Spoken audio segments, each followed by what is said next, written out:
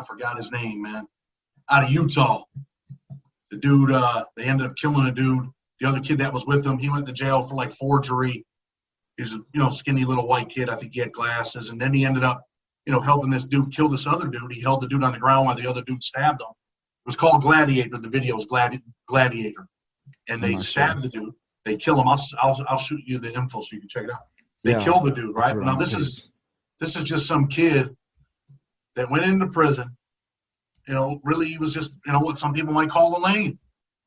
But this other kid influenced him. Hey, man, help me. We're going to kill this dude because this dude's disrespecting us on the door. They sign him up for sick call. They kill the dude. Now that dude's got a life sentence because they put him in a maximum security prison, an 18-year-old kid.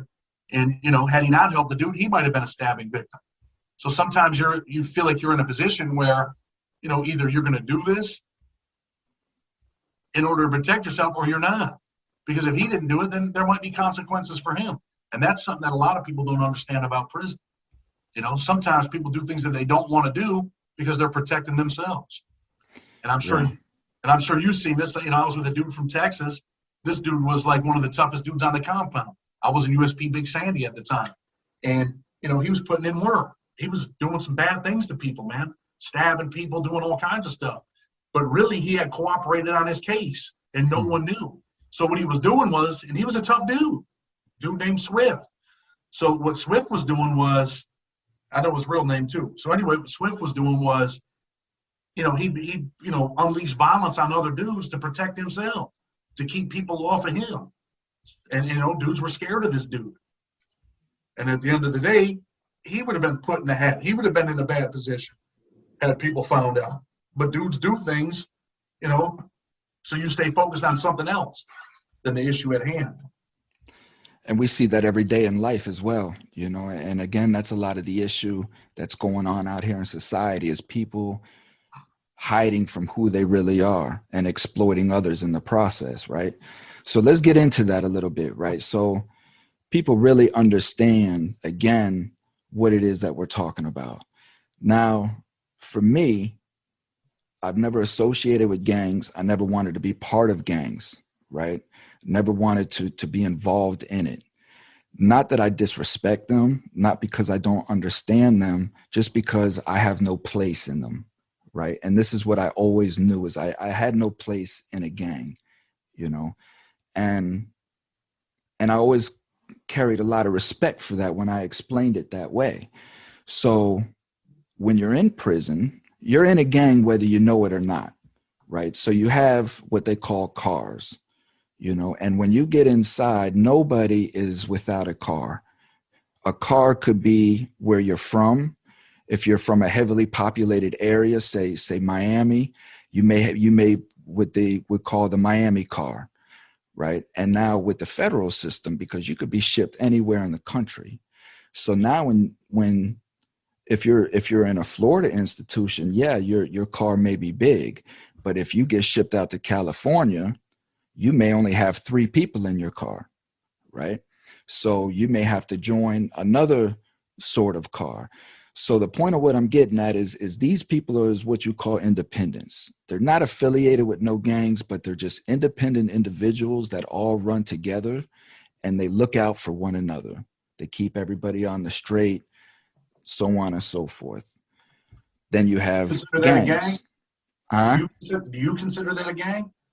I don't consider it a gang. No, I don't like the name gang to say, right? Okay. For me, right, a gang is just a group of people that are just trying to survive under an environmental pressure that they're under, right? They coexist under one ideology, whatever that ideology may be. We put the stigma of a gang on them, and then we labelize gang as a negative, violent, murderous thing. You see? Okay. I agree with you. I'm glad you said that. That's insightful. Even for me, I learned something from you today. Teachable moment. So, well, I appreciate that. So, and again, this is the premise of what my show really is really just to try to enlighten people so we can get rid of this stigma, because the stigma is what's killing us. The stigma is what's not allowing us to find employment when we come home. The stigma is what's eating us alive from the inside out. I'm big on what you say too, because it's like you want society. Really, what you want to do is you want to change society's perception, right? Not you just by yourself, but us, including myself. I want to change society's perception of prisoners in prison, gangs and violence, and that these are the worst of the worst. These people never deserve to get out, because that's what people think. You know what I mean? They watch these prison shows. I'm sure they watch plenty of YouTube channels, and a lot of that stuff does happen in there, right? But there's also good people in there that deserve a second chance to reclaim their lives. And I'm a firm believer that, people are redeemable. And I'm a firm believer that there's more good people in prison than the bad people. It's kind of like back in the day when everybody would say, oh, don't have a pit bull dog. They'll fight your kids. And that's exactly right. 25 years later, we find, hey, man, these are really good dogs, So people need to understand that there are good people in prison. There are people that do deserve a second chance. There are people in prison that are dying to get out of prison to be a productive society, to be a productive person in society. And, sometimes they're never going to get, a lot of people aren't going to get that chance. I was one of those people. Had the law not changed, I would have went to prison at 24. And if I would have done my full term, I would have got out at 64. With good time, I would have got out at 58. So what was the incentive, to do the right thing? Was there an incentive? Or, not even was there an incentive? Some people give up. A lot of people give up. They say, man, I got nothing left. When I got out of prison, my mom will be dead. I'll have no family. It's kind of like that movie. What was that movie? Shawshank Redemption? Yes, man. Remember that movie? Shawshank Redemption, man. The guy got out of jail and just couldn't function. How do you take a 24-year-old and release him when he's 60? And I didn't kill anybody. You talk about you want people to have a successful reentry. You can't possibly think, as a lawmaker, and we're talking about senators, congressmen, and the president right now, you can't possibly think that you're going to make society a better place by putting a nonviolent drug offender in prison for 40 years and then releasing them. Where's the successful reentry?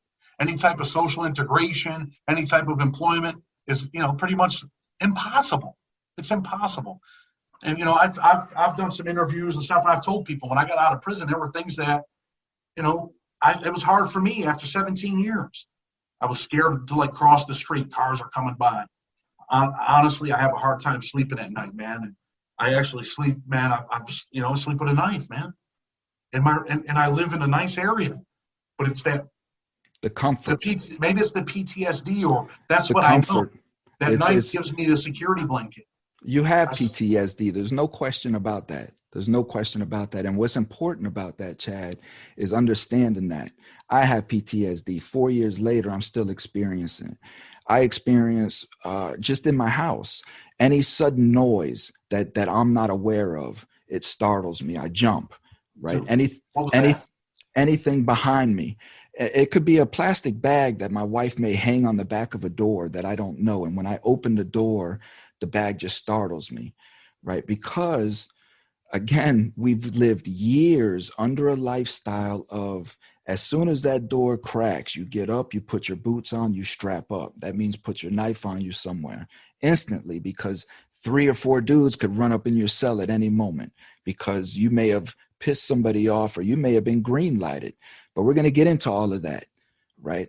But it's that anxiety that every day, you could make one wrong decision that could end your life or drastically change your life to where you're using the bathroom out of a bag.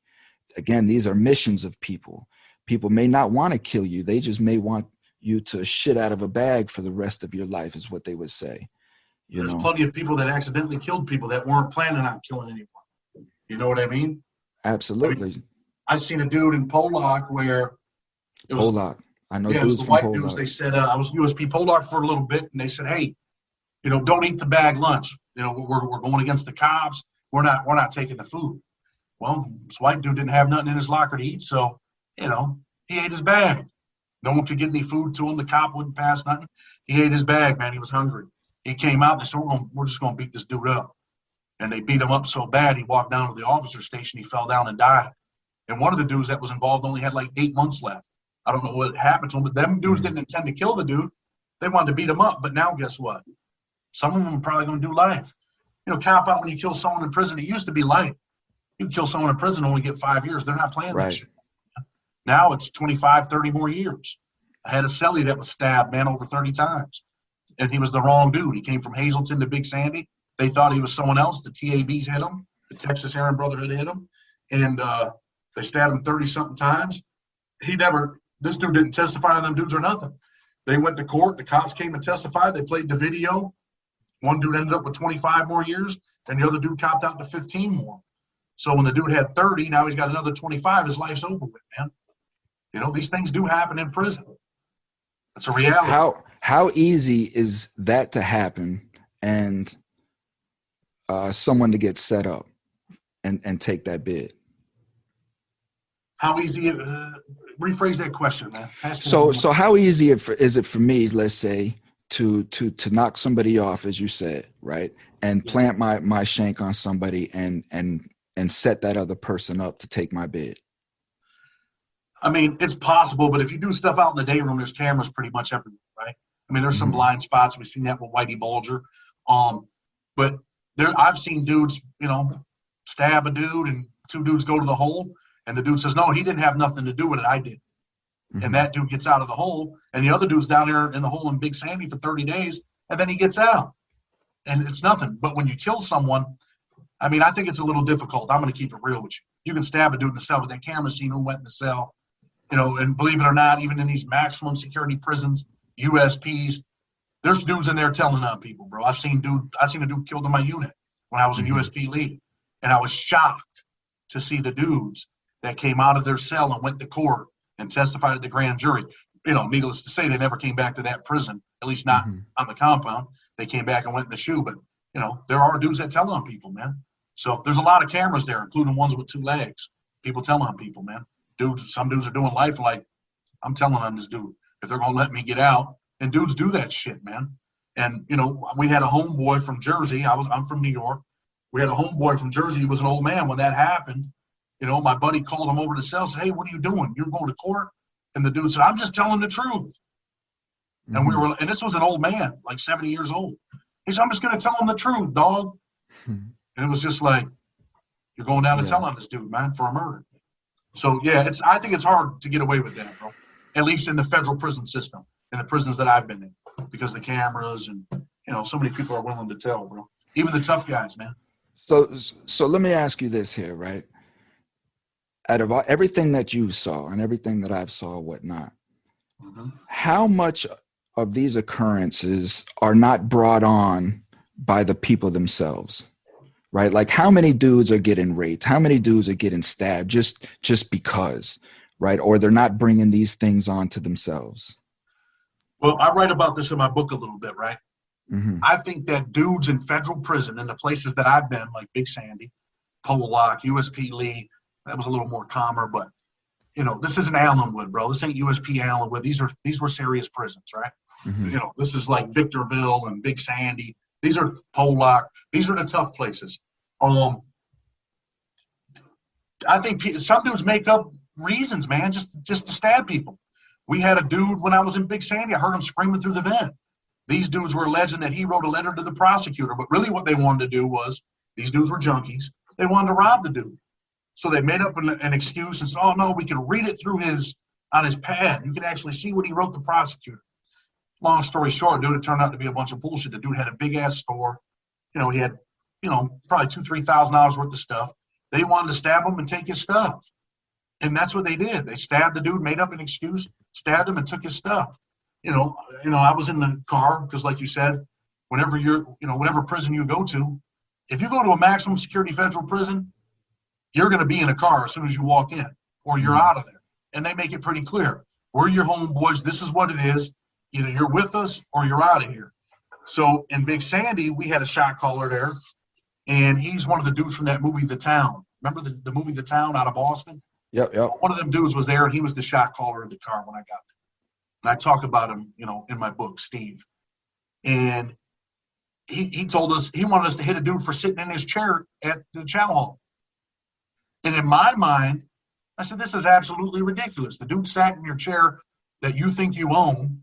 Really, you don't own the chair, but you think you own the chair, but his house ate first. So now you want to stab the dude for sitting in your chair? Long story short, man, a couple of the homeboys jumped on him, beat him up, and he was an older fella. He got beat up for sitting in a chair.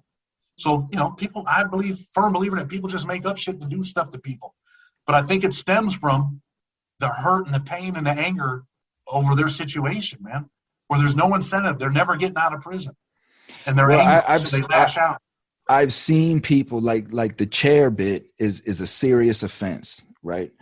And I've seen that because, like what you say, there's very, very few things in prison that we can claim as our own, right? And what you're talking about is the chair is in the day area, in the little area, depending on the layout of your dorm, of course, but in most places you have a day area and you have TV set up there. Now out in Texas, because of the segregation is 100%, you have mostly in all prisons it's like this, but you have a white TV, you have a black TV, you have a Spanish TV, you have a sports TV, and then a movie TV, right? And whites sit in front of the white TV and that's it. They can only control the white TV, and then usually you have whoever is the speaker of that dorm or whatever controls what's on that TV or what they watch, but it's usually a group thing, right? So you have a little small section on the floor where you put your chair. You have to take your chair in at night. You have to bring it out. So you have a small little section where you bring your chair, and this is your chair. Depending on how long you've been there, you kind of move up, getting closer to the TV, right? That's the ultimate goal, to get to wherever it is that you want to sit, Absolutely and ridiculous. This is how crazy it is, right? And you're over years, you're fighting, or somebody will go home or they'll go to the shoot. No, that's my spot now. I want that spot. People will stab each other over this small little spot because they say that they claim right to it before. And this is how serious mental trauma gets inside a prison. How much, and this is what I wanted to get into before with the guards, because I don't want to paint a picture that all guards are bad, right? Because they're trying to survive as well. What I'm trying to state is that what prison does in the current state that it's in, it creates an environment for serious psychopathy. It raises an environment for serious psychopaths.